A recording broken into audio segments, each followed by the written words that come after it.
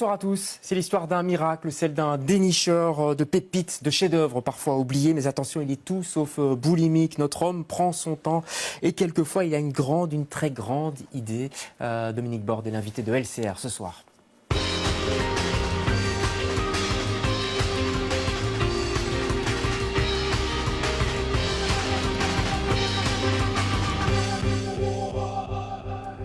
Et bonsoir Dominique Borde. Bonsoir. On est ravi de vous avoir, patron, lanceur, créateur des éditions Monsieur Toussaint l'ouverture. On va en parler pendant toute cette émission. Vous me faites penser, vous, un petit peu à ces gens qui ont l'œil et qu'on voit parfois dans les marchés aux puces, qui arrivent à dénicher des objets qu'on avait un petit peu oubliés, à les dépoussiérer, à les transformer, puis à en faire des très beaux objets. Il y a un petit peu de ça chez vous?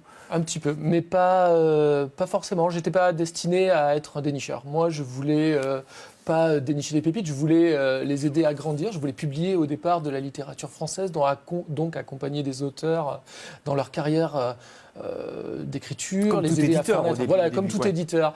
Il se trouve que, pas un concours de circonstances, mais disons, je recevais plus assez de manuscrits qui m'accrochaient pour m'aider, par dépit. Donc, il fallait que je publie. J'avais très envie de publier. Je voulais pas m'arrêter de publier. Donc, par dépit, j'ai cherché de quoi publier. Et quand on est tout petit, on est obligé de chercher dans les marges. Donc, par défaut, on est une sorte de dénicheur. C'est ça. C'est le fait que vous soyez, entre guillemets, un petit éditeur, on va dire un éditeur indépendant, c'est moins péjoratif. Non, je suis micro-éditeur. Hein. Je suis Ouais, mais on va voir qu'il y a quand même une success story, parce qu'en 10 ans, vous avez réussi, en plus de 10 ans, vous avez réussi à vous glisser dans le paysage éditorial français, même au-delà, francophone en tout cas. Oui, c'est clair, mais ça reste néanmoins quelque chose comme... Vous tenez à ça, le côté artisanal? Non, c'est pas artisanal par contre. Ça, c'est quelque chose contre lequel je me suis battu dès le début. Dès le départ, en fait, je voulais être le plus professionnel possible. Enfin, moi et les gens avec qui j'étais, on voulait être le plus professionnel possible, avoir un résultat parfait pour que le lecteur ait toujours, quoi qu'il achète, une expérience de lecture géniale. Que ça soit drôle, que ça soit touchant, que ça soit une revue, que ça soit un autocollant, que ça soit un t-shirt, on voulait que ça soit parfait à chaque fois. Et c'est quoi un bouquin parfait pour un lecteur? Ah non, il n'y a pas de bouquin parfait pour des lecteurs. Hein. Il y a des bouquins parfaits pour les éditeurs. Après, c'est ça commence par vous en fait. Ça commence toujours. Faut que vous tombiez amoureux en fait du manuscrit. Presque. Il y a un travail. Je compare pas ça à une relation amoureuse, mais plutôt un travail de conviction. C'est-à-dire il faut que je me convainque moi-même que le livre que j'ai déniché, il est bon. Donc là, des fois, ça peut prendre des mois, et des fois, ça se fait en quelques minutes. C'est le livre que vous auriez envie de lire, en fait, c'est ça? Non. Alors, bizarrement, non, parce que... C'est compliqué, hein? Ouais, c'est très compliqué. Je ne suis pas le lecteur de mes propres livres. D'ailleurs, je ne suis plus du tout le lecteur. Depuis que je suis devenu éditeur, j'ai découvert que je suis mon propre outil de travail. Et ma sensibilité, c'est ce qui fait que je peux dénicher les choses, comme vous l'avez dit, que je peux publier des textes, que je peux les éditer, c'est-à-dire les retravailler, que je peux trouver une jolie couverture, que je peux trouver une jolie façon d'en parler, une façon convaincante de le faire. Et pour que ça marche, il faut que mon outil de travail, qui est moi-même, soit purgé de toutes sortes de choses. Donc, j'arrive plus à lire, en fait. J'arrive plus à lire autre chose que mes propres livres. Et puis, en même temps aussi, c'est personnel, mais... Quand j'édite, pour moi, je fais ça avec des œillères. Il n'y a que ma façon de voir les choses qui compte. Et j'essaye de plus regarder à droite et à gauche. Et au bout d'un moment, quand on fait ça tout le temps, on se ferme un peu aux autres. On se ferme au monde. Mais en même temps, les résultats... Ah oui, je le sens depuis... Je le sens depuis longtemps, hein. Je le sens. C'est vos proches, vos amis qui vous disent reviens un peu, Dominique. Ah bah oui, je me suis énormément coupé de. Mais c'est une énorme contradiction parce que très intimement, j'ai créé Monsieur Toussaint l'ouverture pour me sentir moins seul. C'est au cœur du projet. Il y avait ça. Il y avait. Je cherchais un moyen, non pas de. Je cherchais pas mythique, hein, c'est pas ça. Je cherchais un moyen de créer quelque chose et en même temps de de soigner certaines de mes lacunes qui étaient la solitude, le fait de créer des choses seul dans son coin. Et je me suis dit, l'édition, c'est ça. Monsieur Toussaint l'ouverture, ça sera ça. Et finalement, effet pervers, effet secondaire, ça m'a amené à un peu plus de solitude encore, même si je travaille avec énormément de gens. Ouais, maintenant, il y a quand même une grosse équipe. Il y a eu, donc vous éditez des livres depuis plus de 10 ans maintenant, il y a eu presque un coup de poker, j'aime pas ça parce que le mot est un peu vulgaire pour ce que c'est, mais c'est Caro. Voilà, je l'ai ici, c'est Steve Tézisch, ça c'était en 2012. C'est incroyable, le succès de ce bouquin. Est-ce que vous vous y attendiez ? Donc, il faut expliquer que le gars est mort un petit peu après avoir terminé son livre, en 96. Ouais. Il n'a jamais été traduit en français. Et vous allez aller le rechercher et le faire traduire. Oui, c'est ça. Est-ce que je m'y attendais ? Oui, mais pas autant. Bah, de toute façon, moi, il faut Attendez, je vais pas 15 réimpressions, 45 000 exemplaires. 50 000. édités. 50 000 maintenant. 50 000, ouais. 50 J'ai 000 des vieux exemplaires. chiffres, ouais, ça va. Ça 50 continue. 000, en sachant qu'avec l'édition poche, on est à 150 000. Donc, oui, c'est énorme.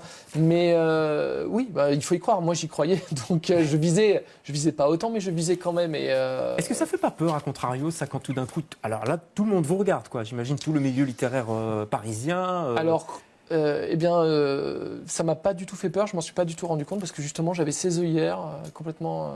Je continue à travailler en fait. Pour moi, c'était que le résultat du travail et de l'énergie que j'avais investi. En sachant que avant, il y avait eu il y avait eu plusieurs autres livres qui avaient vraiment préparé le terrain. Oui, ça montait tout Ça doucement. montait. C'était déjà là. Celui-là, comme vous l'avez dit, enfin, c'est pas tout à fait un coup de poker, c'est plutôt une réussite. Il y a eu un coup de chance. Il y a des gens Il était où qui était poussé. Pourquoi il n'a jamais été traduit en français? Ça, j'en ai aucune idée. Il a été, alors l'auteur lui-même avait été traduit une première fois pour un autre roman qui avait été best-seller, mais très très longtemps avant, 30 ans avant, qui n'avait pas du tout marché en France. Non, bah, je sais pas. Même aux États-Unis, il n'a pas marché. Hein. Même en Angleterre, nulle part. Même en Allemagne, où il a été publié 3 fois avant notre propre édition, il n'a pas marché, ce titre-là. Donc, je sais pas. C'était pas un titre. C'était peut-être pas il est peut-être pas sorti au bon moment. Il y a des choses comme ça. Il ne marche toujours pas aux États-Unis. Hein. Ouais, C'est pas une question d'air du temps, je sais pas, ou alors que nous, on a l'impression que ça nous parle d'Amérique, du cynisme qu'il peut y avoir dans certaines classes aux États-Unis. C'est possible, je pense que ça parle beaucoup aux gens. Moi, je suis assez étonné par les réactions des gens autour de ça, et je suis très curieux de savoir ce qu'ils ressentent, même s'il faut passer tout ça au filtre de ce qu'on en pense. Mais oui, ça les a touchés, ça a vraiment touché les gens. Quoi. Alors, on sort ça, et puis après, il faut tenir, évidemment, parce qu'on vous attend au tournant. Et là, un an après, il y a le Ken qui sait. On va regarder une bande-annonce.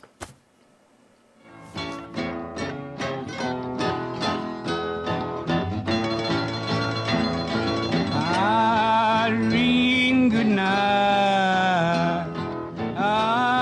Irene, good night. Good night, Irene. Good night, Irene.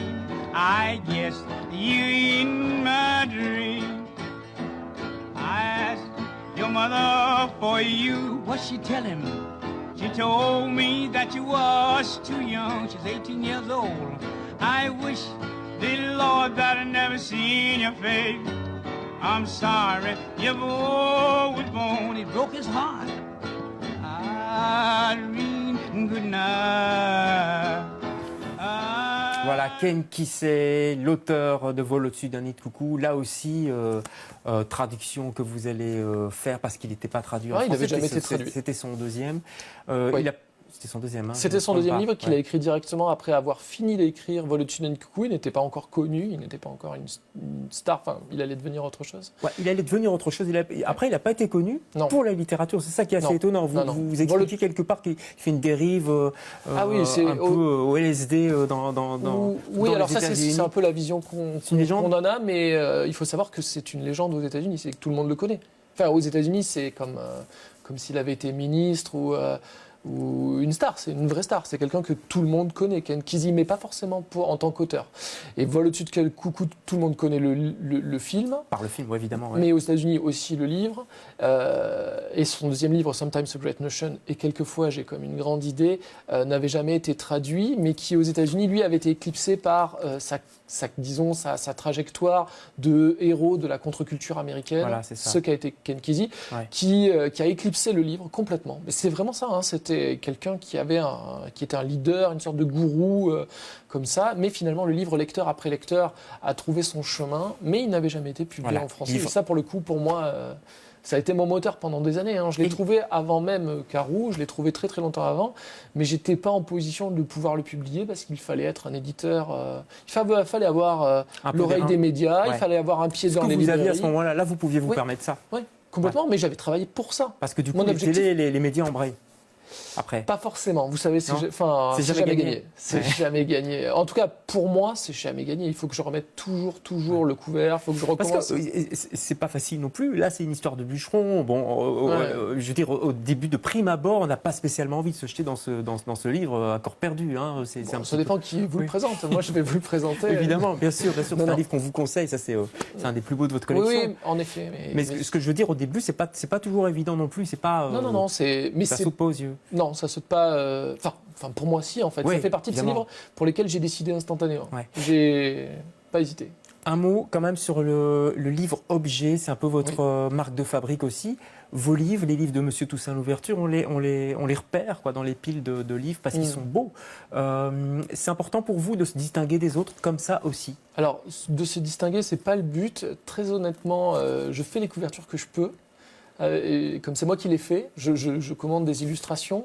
Elles sont réussies. Hein. Je fais mon possible. Après, je suis passionné par l'expérience qu'a le lecteur quand il a le livre entre les mains. Donc, je travaille avec des matières, du carton, des papiers qui ont du relief et aussi une certaine qualité industrielle derrière pour que les gens, de prime abord, ils en aient pour leur argent. Ouais. Les gens, C'est un peu ça. mais pour moi, l'achat d'un livre, il y a quand même quelque chose de psychanalytique. Ils doivent payer.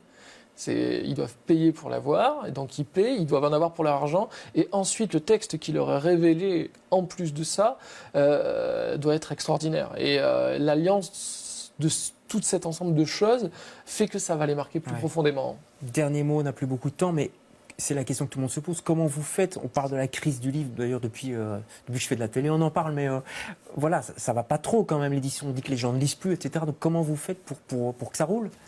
Je bosse comme un dingue. Je mets tous les moyens que j'ai à ma disposition jusqu'à... Enfin, c'est ça, je prends énormément de risques. En fait, depuis le début. Depuis le début, à un moment donné, c'est un auteur, en plus, justement, qui m'avait dit ça. Il m'a dit, tu dois prendre des risques. Et en effet, je l'ai fait de suite et j'ai toujours pris beaucoup de risques, quitte à couler. Autant couler en beauté. Donc, et je continue, je n'arrête pas. Hein. C'est ça le rôle d'un éditeur, selon vous? Il doit prendre ce risque-là? Je sais pas. Je peux pas dire. On va pas parler pour les autres, c'est ça. Je peux pas parler pour les autres. Vous le voyez. En tout cas, une des dimensions de mon job, pour moi, c'est prendre des risques et faire les choses avec un peu de flamboyance, rendre cool l'acte de lire et d'éditer. Allez, vous aimez les risques, vous aimez le jeu, vous aimez les jeux vidéo aussi. Ça, c'est la belle transition. Pour Journey, c'est un jeu, c'est vrai que c'est un produit culturel, c'est votre coup de cœur à vous. Pourquoi ce jeu-là? C'est les jeux vidéo en général qui sont devenus une industrie culturelle incontournable, malgré le fait qu'on la cantonne encore à des choses pour enfants. Journey est une œuvre en plus pas très chère et extrêmement... c'est vraiment quelque chose d'extraordinaire. C'est un voyage tout simple, très intuitif. Tout le monde peut y jouer. Et voilà, moi je suis très admiratif de l'industrie des jeux vidéo qui a dépassé à mes yeux le business du cinéma en lui empruntant son modèle économique et sur lequel on a beaucoup à apprendre en tant qu'éditeur, sur la communication, sur le web, sur le marketing, sur la façon de parler des choses, sur le fait de faire des teasers, sur le fait de faire plein de choses. Et moi, pour le coup, c'est des choses qui m'inspirent. Et qui ne nous empêchent pas de lire? Non. Quand on est pris dans un jeu. Pas autant que Game of Thrones. Oui, c'est vrai. Non, plus, mais c'est pas plus pas moins. Hein. C'est aujourd'hui, on est sollicité, les lecteurs sont sollicités par tellement de choses. Si on fait une chose, on n'en fait pas une autre. Donc, mais bon, en tout cas, moi, je m'en sers comme de respiration.